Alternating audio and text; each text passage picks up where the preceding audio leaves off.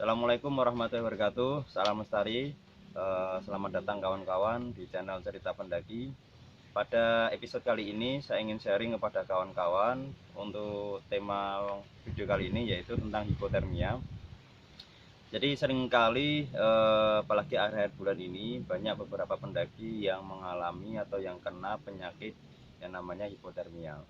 Saya rasa kawan-kawan terutama yang sering mendaki sudah tidak asing dengan istilah atau penyakit yang namanya hipotermia. Hipotermia sebenarnya apa sih? Di sini saya ingin sharing, nanti seandainya dari video saya ada tambahan atau ada masukan dari kawan-kawan, pengalaman dari kawan-kawan, silakan bisa komentar.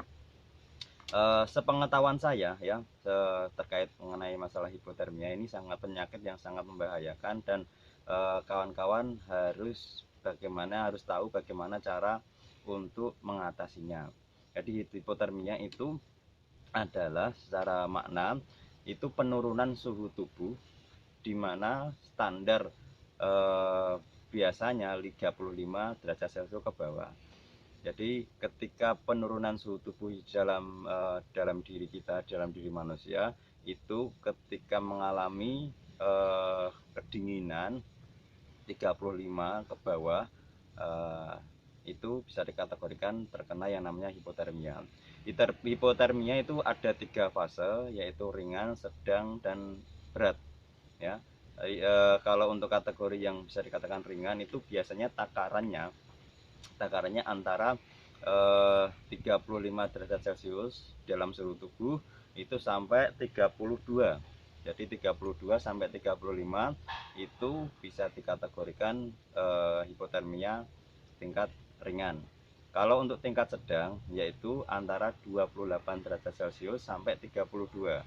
Jadi antara 28 sampai 32 itu bisa dikategorikan hipotermia kategori sedang. Kalau untuk suhu tubuh yang dikategorikan hipotermia yang berat itu antara itu 28 derajat Celcius ke bawah. Cuma permasalahannya bagaimana kita bisa mengetahui kondisi pendaki atau kondisi diri kita itu mengalami hipo atau tidak ya. Kita kan ya yang namanya pendaki saya rasa jarang yang bawa termometer untuk mengukur suhu tubuh kita ketika dalam proses pendakian. Sebenarnya baiknya sih bahwa kalau seandainya itu takaran yang pasti. Cuma kita bisa mengetahui berbagai gejala-gejala orang itu terkena hipo atau tidak. Dan memang setiap pendaki itu sangat riskan atau ada ancaman yang namanya terkena hipo. Itu karena apa? Ya memang salah satu faktor umum orang terkena hipotermia adalah karena faktor cuaca dingin. Di gunung bisa dikatakan atau mungkin pasti dingin ya. Makanya itu sangat riskan sekali dan kawan-kawan harus pandai atau harus mengetahui bagaimana cara menghindarinya. Saya coba jelaskan terkait apa gejala-gejala dulu, kira-kira kita masuk di kategori sedang, ringan, atau mungkin berat. Kalau untuk kategori ringan, ketika kawan-kawan mengalami atau mungkin teman dari kawan-kawan mengalami yang namanya hipo tingkat ringan, itu biasanya kategorinya itu badan menggigil. Nah, badan menggigil, terus pikiran sudah mulai agak kurang konsen ya. Terus biasanya bisa dilihat ketika kawan-kawan ketika di gunung kan kayak menggigil ya. Jadi gigi sama gigi bawah, gigi atas itu saling kena. Nah, itu bisa dikategorikan mungkin tahap-tahap dari awal fase gejala ketika kawan-kawan mengalami hipo. Jadi hipo ini sebenarnya tingkatnya macam-macam tadi 3. Kira-kira ketika kawan-kawan mulai mengalami kedinginan menggigil banget, itu bisa saja mulai tanda-tanda ketika kawan-kawan masuk di dalam kena penyakit yang namanya hipo.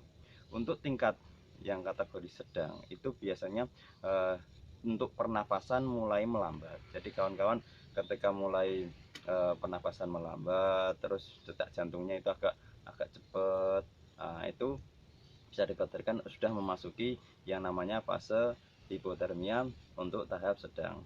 Nah, ini mulai kawan-kawan sudah mengalami kayak jenis halusinasi, tidak sadarkan diri, badan mulai terasa panas, kadang merasa pengen copot pakaian. Makanya kemarin ketika ada kejadian di salah satu gunung ada pendaki yang nyopot melepaskan baju atau kaosnya, itu karena sudah mengalami fase yang namanya hipo tingkat sedang. Itu kalau bisa dikatakan yang namanya paradoxical undressing. Jadi sudah mengalami yang namanya halusinasi, dia tidak sadarkan diri, sudah tidak terkontrol. Tapi kalau untuk yang hipotermia pada kategori yang berat itu sudah memang benar-benar akut, biasanya sudah mulai pingsan, tidak sadarkan diri, dan ini memang harus secepat mungkin ditangani supaya memang tidak nanti bisa menyebabkan hal-hal yang tidak diinginkan. Memang pada kenyataannya yang namanya hipo itu bisa menyebabkan yang namanya kematian. Maka dari itu kita harus benar-benar mengantisipasi. Bagaimana caranya? Salah satu teknik ketika ada pendaki yang mengalami hipotermia, yaitu yang pertama, sebisa mungkin langsung dimasukkan di tempat yang memang benar-benar kering dan terhindar dari angin udara dingin lah, misal dimasukkan di dalam tenda.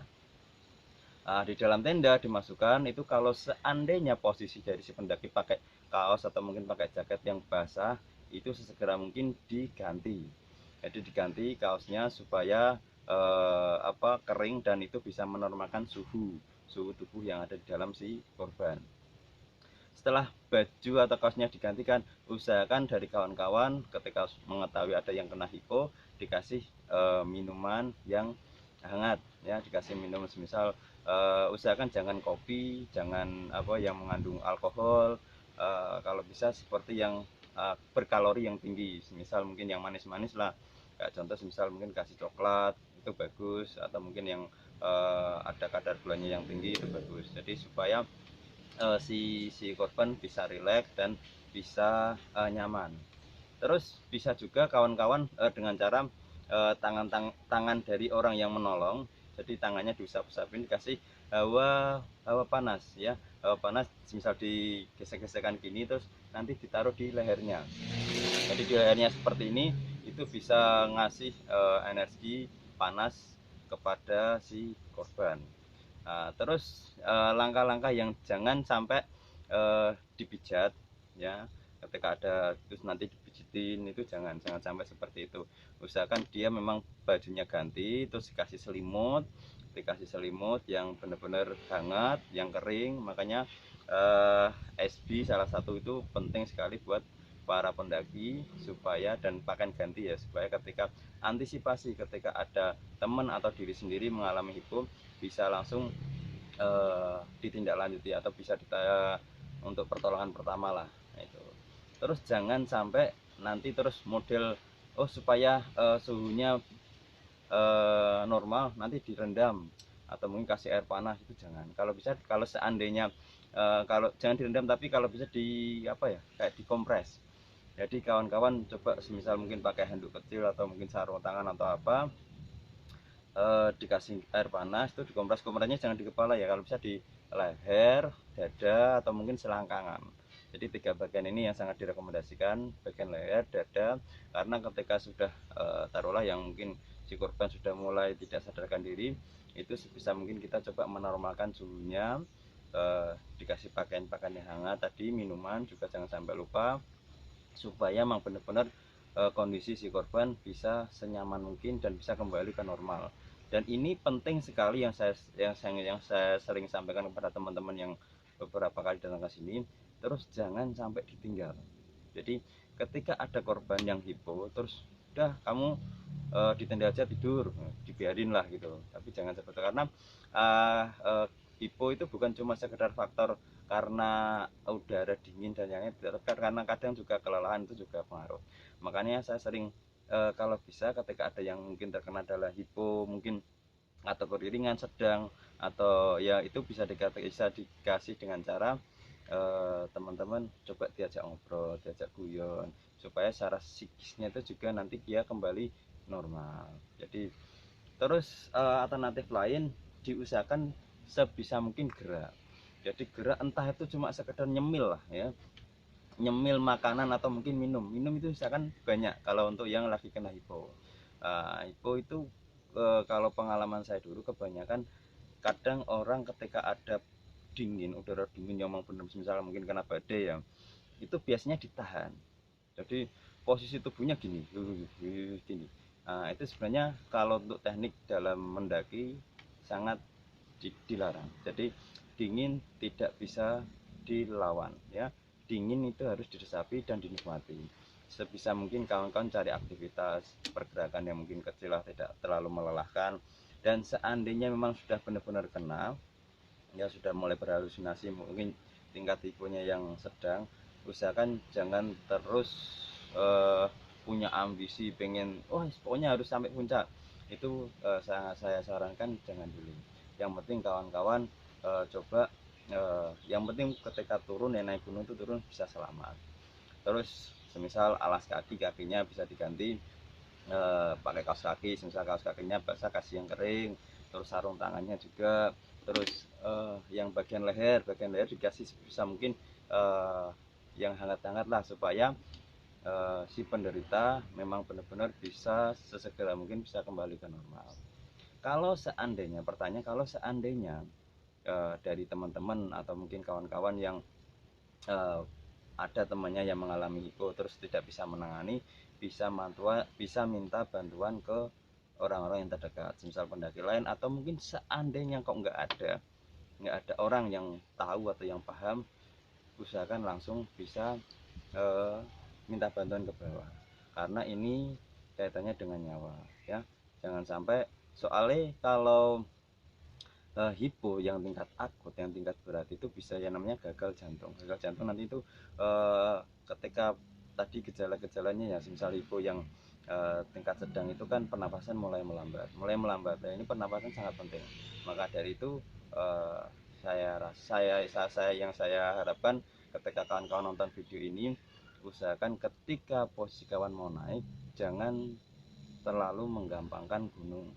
Jadi usahakan kawan-kawan benar prepare secara fisik, obat-obatan juga ada, perlengkapan SPI, jaket itu memang benar-benar penting, dan pakaian ganti harus ada supaya kawan-kawan selamat ketika menuju puncak dan turun sampai ke bawah.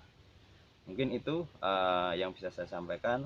Apabila ada tambahan terkait mengenai masalah hipo, silakan bisa sampaikan di kolom komentar. Oh ya, ada tambahan satu lagi. Hipo itu biasanya riskan sekali, atau orang yang sering kena penyakit hipo itu orang tua dan bayi, atau mungkin anak-anak lah. Saya katakan itu resiko kena hiponya jauh lebih besar dibandingkan orang-orang muda. Jadi maka dari itu, untuk kawan-kawan terutama yang senang naik dengan bawa anak-anak kecil, saya sarankan prepare-nya lebih matang supaya selamat sampai tujuan. Saya doakan kawan-kawan semuanya bisa selamat, bisa mencapai puncak dan bisa selamat sampai pulang. Terima kasih dari saya.